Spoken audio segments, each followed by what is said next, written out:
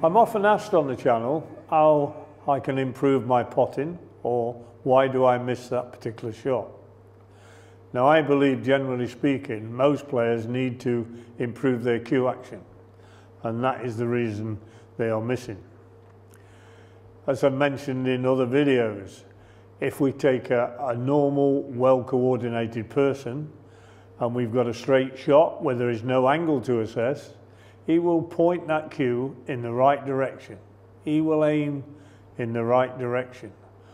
Then when he plays the shot, he misses it. If he does, then there's only one reason. He has not delivered the cue where he was aiming. And we need to improve that cue action to do that. And that comes down to technique.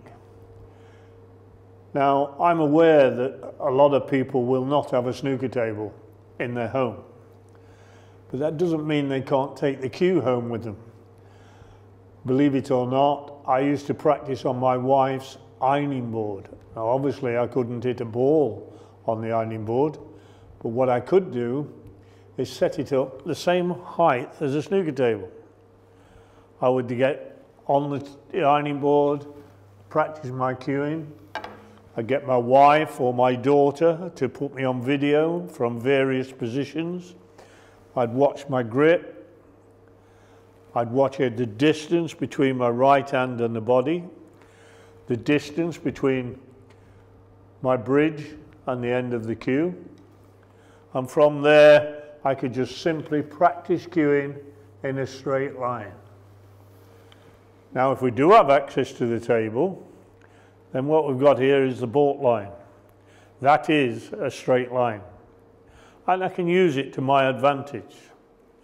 So what I will do here is just practice cueing along the baulk line.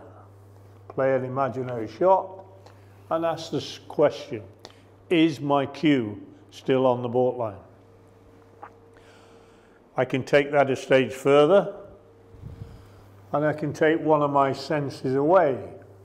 So from there, I pause on the backswing, close my eyes, play an imaginary shot, and just see if I'm still on the baulk line. I can even take that a stage further using snooker balls. So from here, I aim on a straight shot. From there, I do a little bit of preparation and take one of the senses away, my eyesight. From there, play the shot, encouraging me to stay still. I have taken one of the senses away, i.e. my eyes. From that prevents any movement, any attempt to see where the ball has gone. It's more about knowing where the ball is going. All right, getting a feel for the shot. If I use my eyes, some players have a problem as they play their shot. They're anxious to see where it has gone, and they lift their head. Any movement in that area invariably will cause a miss. Another way I can check my cueing is to knock the white ball into a corner pocket, aim for one of the stitches on the back of the pocket.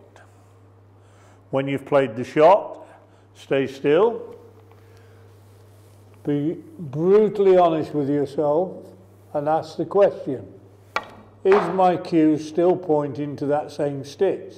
Because it should be.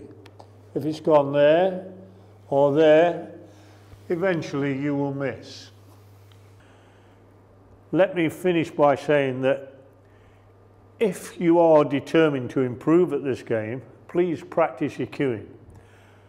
Please be aware that any flaw in that area will cause you to stagnate on your level of expertise.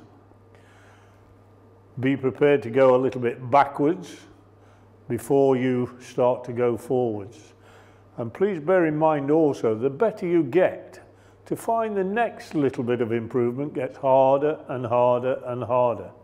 How do you improve somebody like Ronnie O'Sullivan? It gets very, very difficult the better you get. Very easy to coach a beginner. Not so easy to coach an expert to find that next little bit of improvement.